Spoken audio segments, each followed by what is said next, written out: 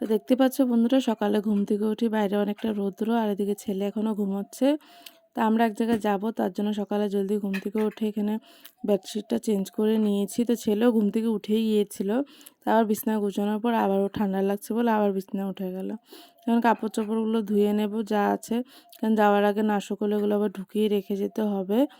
আর এদিকে দুধও দিয়ে গেছে, আর কাল রাতে বাসনগুলো মেজে ঘুমানো হয়নি, কারণ রাতে এতটা জল ঠান্ডা থাকে তো হাতটা বরফ হয়ে যায়, তো ধোয়া যায় না, তার জন্য আর ধুইনি।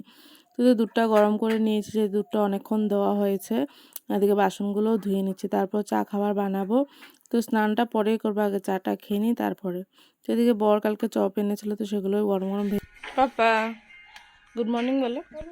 এদিকে আমার চা বানানো হয়ে গেছে, মোটামুটি বসিয়ে দিয়েছি। দুধ গরম তো আগেই করে নিয়েছিলাম।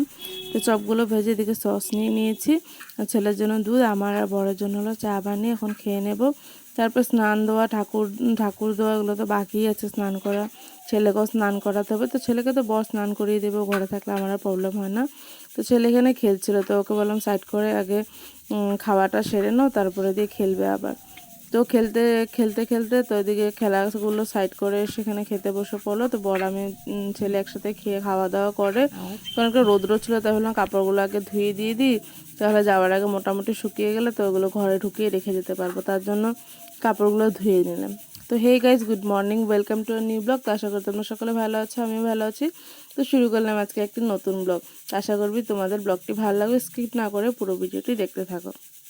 তো কাপড়গুলো তো ধুয়ে দিয়েছি। তো এত কাপড় ছিল না, বরের প্যান্ট ছিল আর আমার মানে বেডশিটটা ছিল, আর কিছুই ছিল না।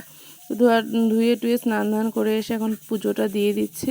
তো পুজো দেওয়া কমপ্লিট করার পর আমি আস্তে আস্তে রেডি হব, কারণ ব্যাগে সোয়েটার ঢুকাতে হবে, কারণ আসার সময় ঠান্ডা লাগবে যেহেতু। আর ছেলেকে বর স্নান করিয়ে দেবে, আর বড় স্নান করে এসে রেডি হয়ে যাবে।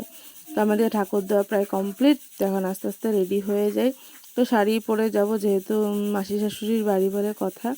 তো শাড়ি পরে নিচ্ছি। তো বর বলছিল চুড়িদার পরতে, তো আমি বললাম না, শাড়িই পরি, কোনোখানে গেলে একটু শাড়িটা পরা হয়, তার জন্য বিশেষ করে আরও পরলাম। ছেলেকে রেডি করি, এখানে বর রেডি হচ্ছে, আর ছেলেকে বরে রেডি করে দিয়েছে, তো টিভি দেখছিল। তো আমার রেডি হওয়া প্রায় কমপ্লিট। এখানে এই শাড়িটা দিদা দিয়েছিল, তো একবারও পরা হয়নি, এখনও ফলসও লাগানো হয়নি, কিছু করা হয়নি, তো সেটাই পরলাম। তো কেমন লাগছে তোমরা অবশ্যই জানিও। রেডি হয়ে বেরিয়ে পড়লাম। তো রেডি হয়ে বেরিয়ে পড়লাম, তো বর ছেলে গাড়িতে উঠে গেছে, তারপর আমি উঠলাম। এদিকে মিষ্টির দোকান ঢোকা হয়েছে কিছু কেনার জন্য, তারপর কিনা টানা কমপ্লিট করে আমরা এদিকে চলে যাচ্ছি। তো এসেই পড়েছে, মোটামুটি সামনেই আছে, তো এখানে নেমে পড়বো, তারপরে কি একটু বসে টসে সবার সাথে একটু গল্প করব। তো কোথায় আসা হচ্ছে তোমাদের তো বলা হয়নি, আমার মাসি শাশুড়ির বাড়ি, মানে আমার বরের ছোট মাসি। এখানে রান্নাবান্না ওদের তো এসে দেখি কমপ্লিট। নিমন্ত্রণ করার কারণ হলো, আমার যেহেতু ননদের বিয়ে হয়েছে, তো বিয়ের পরে ওকে খাওয়ানো হয়নি, তো মাসি নিমন্ত্রণ করে ননদকে, ননদের বরকে খাওয়াচ্ছিল, তার জন্য সবাইকে নিমন্ত্রণ করেছে, তার জন্য আমরা সবাই গিয়েছিলাম।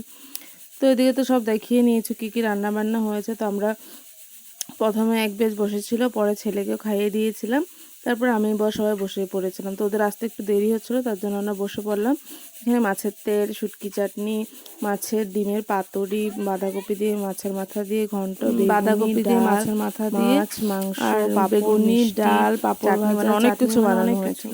তা আমরা খাওয়া দাওয়া করে নিয়েছি। তো ওদিকে এটা ছিল আমার মেজো মাসির মাসি শাশুড়ির ছেলে, আর এটা হলো ছোটো মাসি শাশুড়ির ছেলে। তো ওরা দিয়ে খাচ্ছিলো, তো আমরা একটু বসে ফাজলামি আর কি করছিলাম, তো ওদেরকে একটু ভিডিও করলাম। তো ওদেরকে বলছি ভালো করে খাওয়ার জন্য। তো এদিকে ননদের বড় চলে এসেছে, তো ওদেরকেও খাওয়া দিয়ে দিয়েছে। তো এগুলোই দেখছিলাম আর কি বসে বসে। তো খাওয়া দাওয়া কমপ্লিট করার পর একটু সবাই মিলে আড্ডা মারলাম। তারপর সন্ধ্যার সময় দিকে বানিয়ে নিয়ে আসলো চা সবার জন্য, নিমকি, ভুজিয়া, লবঙ্গ। তো সেগুলো খাওয়া দাওয়ার পর আমরা চলে আসবো, এমন টাইমে মেসো কী করেছে, চানা মাখেছিল। তো আমরা যতবার এসেছি মেসোই চানাটা আমাকে অনেকই ভালো লাগে খেতে। তো সবাই বসে এখানে খাচ্ছিলাম। তো এই যে ছিল মেসো শ্বশুর আর ছিল মাসি শাশুড়ি, তো ওদের বাড়িতে এসেছিলাম। ওদের এদিকে দুই ছেলে, আরেক ছেলে আছে, বড় ছেলে। তারপরে এগুলো খাওয়া দাওয়া করে তো মাসি অনেক জোর করছিল থাকার জন্য, তো থাকা হয়নি, কারণ যেহেতু বাজারে একটু টুকটাক কাম ছিল। তো এসে শ্বশুর বাড়ি এসেছিলাম। তো এদিকে ননদ ছিল, ননদ ছেলের সাথে খেলা করছিল। তো আসার সময় ফুচকা নিয়ে এসেছিলাম তো ওদের জন্য। তো ওর ফোনে কথা বলছিল, ছেলে এদিকে ননদের সাথে খেলছিল। আসার সময় বাজারে ঢুকেছিলাম, কিছু সেলাই জিনিস আনলাম, বড় দোকানের জন্য মাল আনলো, আর হলো এদিকে মুজো কিনেছিলাম। তো বরের জন্য এক জোড়া, আমার জন্য এক জোড়া, বড়ই কিনে দিয়েছে। দেওয়া মুজোগুলো কেমন হয়েছে জানি অবশ্যই। তো আজকের ব্লগটি এই পর্যন্ত, ভালো লাগলে অবশ্যই লাইক, কমেন্ট, শেয়ার, সাবস্ক্রাইব করে দিও। এগুলো হলো আজকে সকালের কিছু ফটো।